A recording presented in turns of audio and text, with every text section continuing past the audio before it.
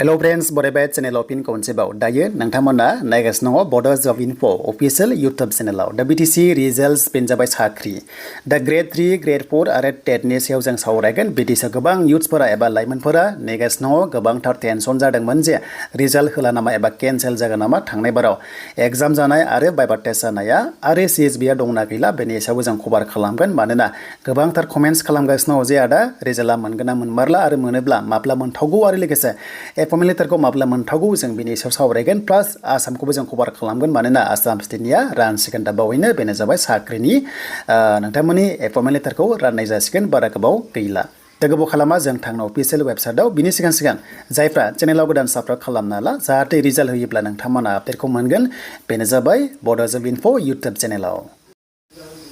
दानिया जों फैबाय CSB पर्टेलाव दानिया रिजाल्टखौ जों जेब्लायबो मोननाय नङा पर्टेलाव मानोना जों थांनाय बारखौ नायोब्ला जों CSB पर्टेलाव एबा वेबसाइटआव मोननाय जायाखै बेखायनो निउज पेपारावसो नोंथांमोना मैक्सिमाम चान्सआ दङ दा बेनो जाबाय पर्टेलाव CSB आव होनाय नङा दा बेखौ जों एसे सर्सआव मोनदों मानोना थांनाय बारावबो सेम कन्डिशन जादोंमोन दा बबे रिजाल्टआ थाब फैग्रोगोन आरो बोरै सिलेक्शन जागोन ग्रेड 3 आव ग्रेड 4 आव जों बेखौ नायगोन मानोना नैबे ग्रेड 4 आव माने मोननै केटेगरिज दङमोन जे मोनसेया अनलाइन एप्लाइ खालामनाय मोनसेया नभेम्बराव जादोंमोन आरो मोनसेया मेयाव जादोंमोन दा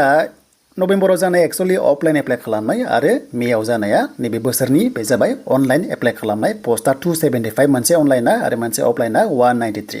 दा बेनि जों नै अफिसियेल नटिसखौ नायोबा बेयाव ओरैबायदि माखासे क्राइटेरिया लाखिदोंमोन आरो बे एडभार्टाइज ओंखारनाया 31 आगस्ट 2024 आव जादोंमोन जेराव मिनिमाम HSLC एबा 10 पास आरो मोनसे जाहैबाय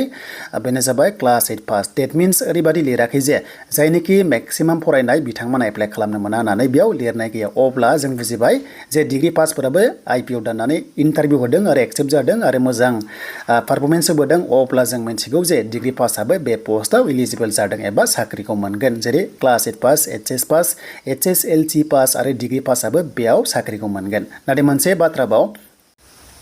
जेराव मे मान्थआव नोंथांमोना अनलाइन खालामदोंमोन आरो बिनि पोस्टआ गासै 275 मोन दा बिनि क्राइटेरिया मिनिमाम क्लास 8 पास आरो मैक्सिमाम HS पासआल' इलिजिबल जादों अब्ला डिग्री पासआ बेयाव साख्रि मोननाय नङा बे मोनसे रोखाखा मोननैजों माने गोबां फाराग दङ दा बेखायनो जेनिखि डिग्री पास नोंथांमोनाबो मोनसे 193 पोस्टआव मोनगोन आरो साख्रिखौ दानिया बे रिजाल्टखौ माब्ला मोनगोन गोबां सर्सआव जों खोनादों बा नोंथांमोनाबो खोनादों जानांगौ एबा गोबांथार माने ससियेल मिडियायावबो गोसारदों जे केन्सेल जाबाय होननानै नाथाय बेबायदि केन्सेल जायाखै अफिसियेलि केन्सेल खालामाखै नोंथांमोना बेखौ टेनसन लानाङा जेबो डिमटिभेट जानाङा दुखु जानाङा नोंथांमोननि रिजाल्टआ अन द वे एबा फैगासिनो दा बावैनो मोनथारसिगोन बेनो जाबाय ग्रेड 4 स्टाफआव दा सबसे फार्स्ट रिजाल्टआ बेनो जाबाय ग्रेड 4 आ फैसिगोन बेनो जाबाय BTC नि दा जों बे CSB पर्टेलाव फैबा बेल' जे नोंथांमोना नायोबा अफिसियेल नटिसखौ मोननाय नङा मानोना अफिसियेल नटिस होनाय नङा डाइरेक्ट नोंथांमोना पेपाराव मोनगोन बेनो जाबाय नोंथांमोननि रल नाम्बार्स जायनि रल नाम्बारा दङ नोंथांमोना डाइरेक्ट साख्रि मोनसिगोन बेनो जाबाय ग्रेड 4 आव दायो ग्रेड 4 आवहाय जोङो सावरायनाय लोगो लोगो गोबांथार कमेन्ट्स खालामगोन जे HS खौ मानो सावरायाखै होननानै दा HS नि एग्जामनि रिटेन एग्जामनि रिजाल्टआबो फैगोन ग्रेड 4 आ होखांनाय लोगो लोगो साननै सानथामनि गेजेरावनो HS खौ होनानै भाइभा टेस्टखौ कन्डाक्ट खालामगोन बेखौ जों सर्सआव मोनदों दा बेसेबां सैथो बे उननि बाथ्रा नाथाय मोनसेल' बाथ्रा जेनेखि पास जाना दङ बा मोजां नाम्बार मोनदों नोंथांमोना स्किल टेस्टनि थाखाय प्रेक्टिस खालामबाय थाखा नाथाय ग्रेड 4 आ हले डाइरेक्ट नोंथांमोना एपमेन्ट लेटारखौ मोननो थांगासिनो बेनो जाबाय नभेम्बर दानाव स' नभेम्बर दानावहाय नोंथांमोना मोनगोन नाथाय बिनि सिगांनि रिजाल्टखौ मोनग्रोसिगोन दा बावैनो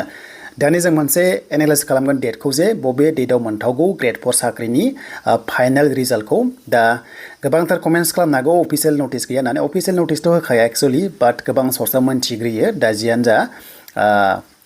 जों सावरायनोसै बेनो जाबाय डेटखौ दा डेट होनाय लोगो लोगो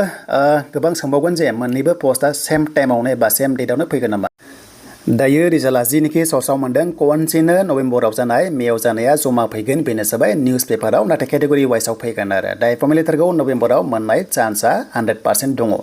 दा जोङो डेटखौ एनालाइज खालामबा दा जोङो मोनसे डेट लानोसै आरो बे डेटआवनो फिक्स फैनाय बादि चान्सआ दङ बादि मोनदों दा जोङो फार्स्ट डेटखौ लायोबा बेनो जाबाय 24 बेनिफ्राय 25 बेनिफ्राय 26 एन्ड 27 अक्ट'बराव रिजाल्टआ मोननाय चान्सआ दङ दा बेखायनो जायफ्रा ग्रेड 4 आव इन्टारभिउ एबा बाइबा टेस्ट होदोंमोन एक्सेलेन्ट थ' जोबोर मोजां चान्सआ दङ ट्रान्सपारेन्सि जोंनि न' रिजाल्टआ फैगोन बेनो जाबाय एक्सेलेन्ट थांनायफोरा एकदम चान्सआ दङ रेडि जादो एचएस रिजाल्ट माब्ला मोनगोन दा एचएस आव गोबांथार माने केटेगरिस दङमोन जे नोंथांमोननि एग्रिकालचार इरिगेसन बेनिफ्राय फरायसाबो दङ मोनगोन आरो गोबां रोखोमनि माने पस्टार दंमोन दा बेनि रिजाल्टआ माब्ला मोनगोन होनोब्ला स' नोंथांमोना बेबो अक्ट'बरनि जोबनायथिं मोननाय चान्सआ दङ एबा नभेम्बराव फार्स्ट सप्तायाव बेबो मोननाय चान्सआ दङ प्लास बेनिफ्राय नोंथांमोनखौ बाइबा टेस्टखौ लागोन थ' बाइबा टेस्ट दङ थांनाय बाराव गोबां खोनादोंमोन बाइबा टेस्ट गैला होननानै नाथाय बाइबा टेस्टआ दङ स्किल टेस्टआ दङ जेरावबो ग्रेड 3 आवबो डिग्री लेभेलावबो दा बे डिग्री लेभेलाबो नोंथांमोननि फार्स्ट सप्तायाव स्किल टेस्ट आरो बाइबा टेस्ट जानाय चान्सआ दङ बेनो जाबाय थार्ड ग्रेड हिसाबै प्लास ग्रेड 4 आरो टेटआबो नभेम्बर दानाव एपइन्टमेन्ट लेटारखौ मोननाय एकदम चान्सआ दंसै दा बेखायनो बयबो टेनसन लानांला मोजां खबर फैगासिनो दं दाबावैनो नाथाय अफिसियेलि नटिसखौ मोनथ'वाखै बाट अब्लाबो गोबां सर्सआव मोनदों जे नोंथांमोननि रिजाल्टआ फैगासिनो दङ डिमटिभेट दाजा नोंथांमोना मोजां थाबाय थाबानो जाबाय आरो नेक्स्टआव गोदान भेकेन्सि फैयोब्ला जेब्लायबो चेनेलाव आपडेटखौ मोनगोन आरो लोगोसे आसामनि थाखायथ' जोबोर मोजां नभेम्बर दानाव गोदान साख्रि आसाम पुलिस एडिआरि 3.0 एफिडिसिएल मेडिकेलाव फैगासिनो दङ